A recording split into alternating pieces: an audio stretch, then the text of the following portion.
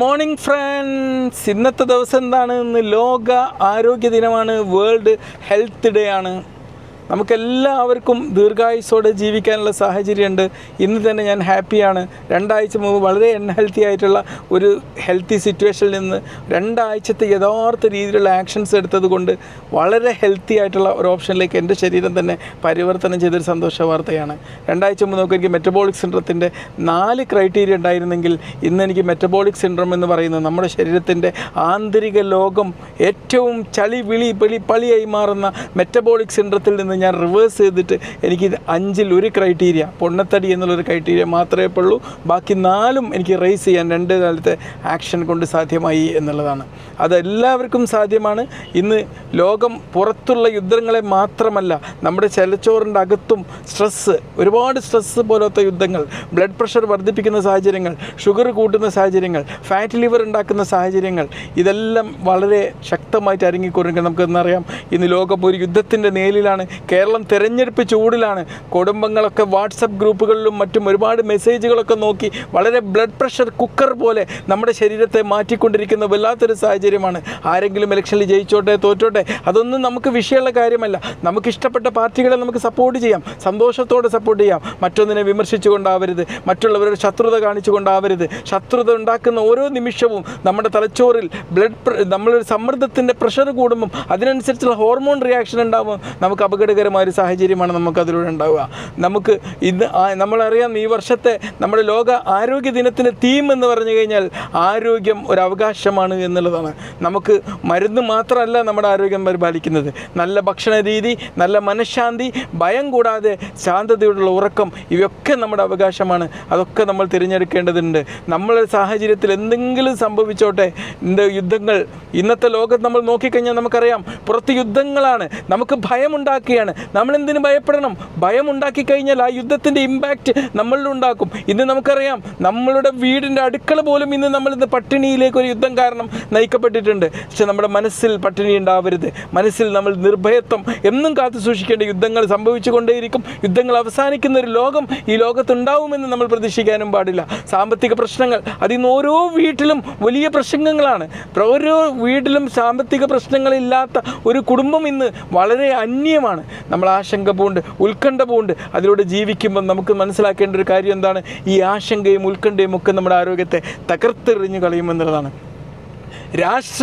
നമുക്ക് രാഷ്ട്രീയം ആവശ്യമാണ്. എന്തിനു വേണ്ടിയാണ്? നമ്മൾ തിരഞ്ഞെടുക്കേണ്ട ആൾക്കാർക്ക് വേണ്ടി, നമുക്ക് വേണ്ടിയാണ്. ഒരിക്കലും നമ്മുടെ രാഷ്ട്രീയം നമുക്ക് മാനസിക സമ്മർദ്ദങ്ങൾ ഉണ്ടാക്കാൻ പാടില്ല, ഒരിക്കലും ഉണ്ടാക്കാൻ പാടില്ല.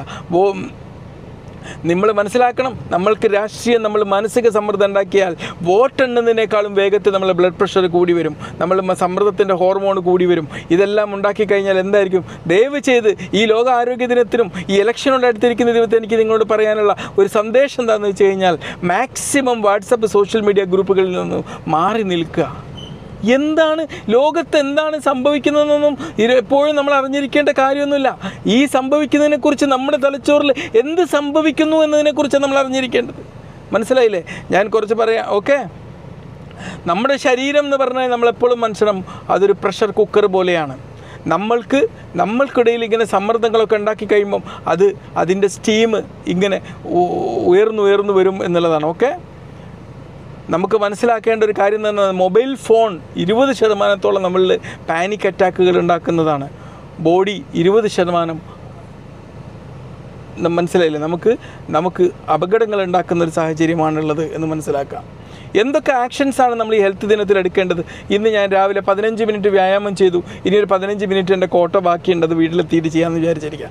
ഇന്നും എല്ലാ ദിവസവും ഒരു 30 മിനിറ്റ് വ്യായാമം ചെയ്യാൻ നമ്മൾ തീരുമാനിക്കണം. എന്നാലേ ഈ ഇലക്ഷനിൽ നമ്മൾ ആരോഗ്യത്തിൻ്റെ ഇലക്ഷനിൽ നമ്മൾ വിജയിക്കുള്ളൂ. മറ്റുള്ളവർക്ക് സിന്ദാബാദ് വിളിക്കുമ്പം നമ്മൾക്ക് വേണ്ടി ഒരു സിന്ദാബാദ് വിളിക്കാൻ നമ്മൾ തയ്യാറാവണം.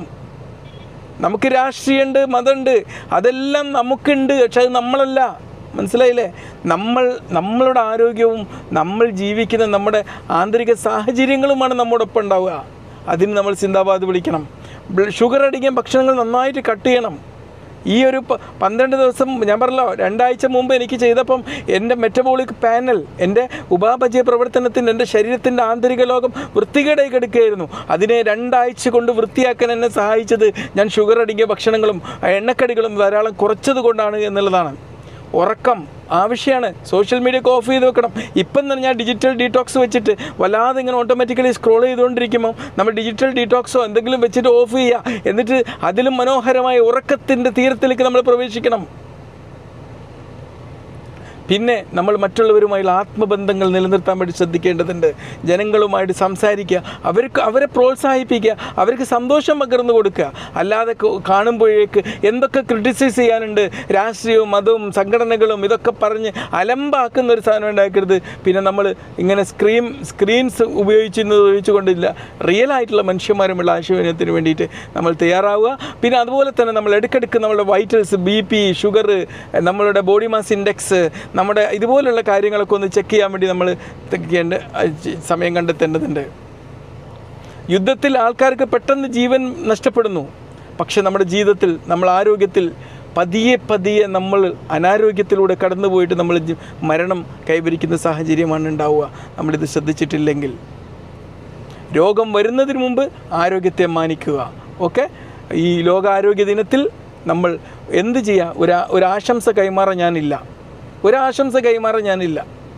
ഇന്ന് മുതൽ ഒരു നല്ല തീരുമാനങ്ങൾ നമ്മൾ എടുത്തു തുടങ്ങുകയാണ് വേണ്ടത്. എന്ത് നല്ല ശീലം നമുക്ക് ഇംപ്ലിമെൻറ്റ് ചെയ്യാൻ പറ്റും എന്നുള്ളതാണ് നമ്മൾ ചിന്തിക്കേണ്ടത്. ഈ നിമിഷം നിങ്ങൾ എന്ത് ആക്ഷൻ എടുക്കും എന്നുള്ളതാണ് നമ്മൾ ചിന്തിക്കേണ്ടതല്ല, നമ്മൾ പ്രവർത്തിക്കേണ്ടത്. ഓക്കെ, ആരോഗ്യം എന്ന് പറഞ്ഞു കഴിഞ്ഞാൽ അത് ആശുപത്രികളിലല്ല, നമ്മുടെ ജീവിത രീതിയിലാണ്, നമ്മുടെ ജീവിത ശൈലിയിലാണ്. Okay, happy world health day.